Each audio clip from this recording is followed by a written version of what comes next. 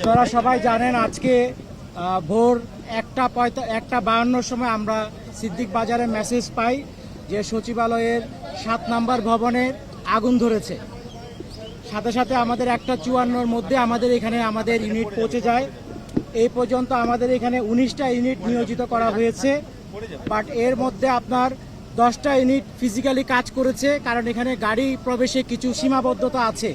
বিশেষ করে বড় গাড়িগুলি ঢুকানো কঠিন ছিল, বাট আমরা আমাদের বড় যে লেডার যেগুলি আছে, এপিএল যেগুলিকে বলি, সেগুলিকে এখানে সামনের গেট ভেঙে আমরা 2টা গাড়ি ঢুকিয়েছি এবং বর্তমানে আমরা আগুনকে কন্ট্রোলে নিয়ে এসেছি। 6, 7, 8, 9 এই 4টা তলায় আগুন ধরেছে এবং বর্তমানে আমরা আশা করছি আর ঘণ্টাখানিকের মধ্যে অগ্নি নির্বাপন সম্পূর্ণ শেষ হবে বলে আমরা বিশ্বাস করি। বর্তমানে আমাদের ফায়ার ফাইটাররা দালানের ভিতরে কাজ করছে এবং প্রতিটা রুম সার্চ করে করে আগুন নিভানোর ব্যবস্থা করেছে এবং মোটামুটি এটা প্রায় শেষের দিকে। আমাদের এই পর্যন্ত এখানে প্রায় 211 জনের একটা জনবল নিয়োজিত হয়েছে এবং একটা দুঃখজনক ঘটনা ঘটেছে। সেটা সকালবেলা যখন ফার্স্ট আওয়ারে এসে আমাদের একজন ফায়ার ফাইটার পানির পাম্প থেকে লাইন সংযোগ করছিল, ওই সময় রাস্তা পার হওয়ার সময় একটা দ্রুতগামী ট্রাক তাকে আঘাত করে এবং তাকে হাসপাতালে নিয়ে যাওয়ার পর ঢাকা মেডিকেল হসপিটালে তাকে মৃত ঘোষণা করা হয়। ইন্না লিল্লাহি ওয়া ইন্না ইলাইহি রাজিউন।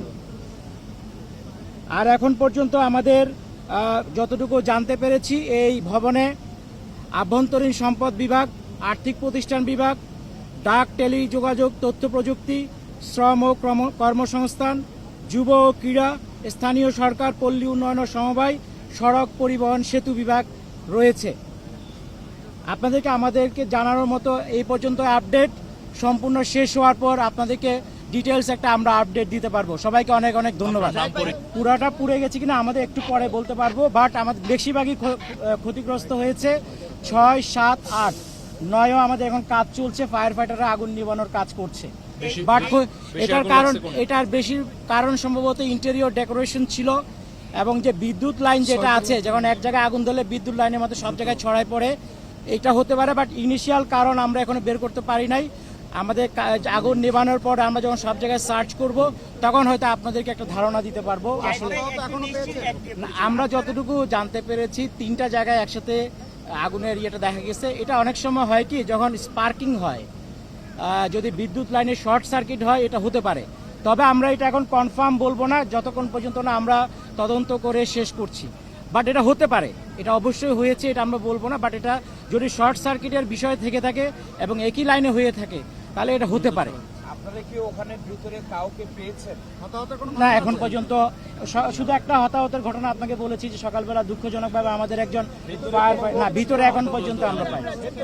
হ্যাঁ, জি জি জি, ওটা আমাদের ফায়ার ফাইটার, ও পা কেটে গেছিল, ওটা সিরিয়াস কিছু না। আর ট্রাক চালক কি ধরা হয়েছে নাকি?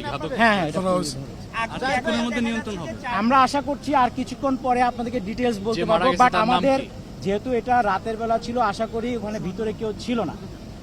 আমরা সার্চ করার পরে ফাইনালি বলতে পারবো কোনো হতাহত কেউ হয়েছে কিনা।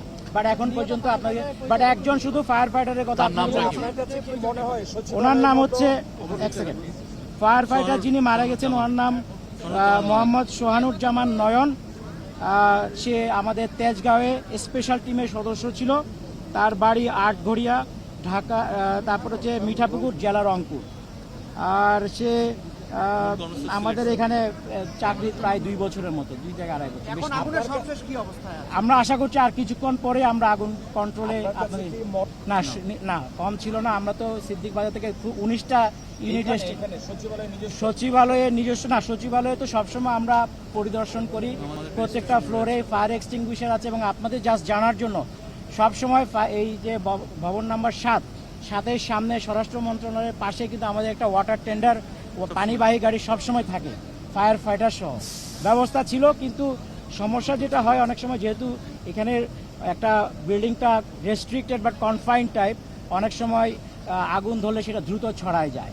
এবং যেহেতু এটা দিনের বেলা হয় নাই, আগুন যখন ধরেছে তখন তো এক্সটিংগুইশার ওখানে ব্যবহার করার মতো কেউ ছিল না, ফলে সেই কারণে হয়তো আগুনটা দ্রুত ছড়িয়ে পড়েছে।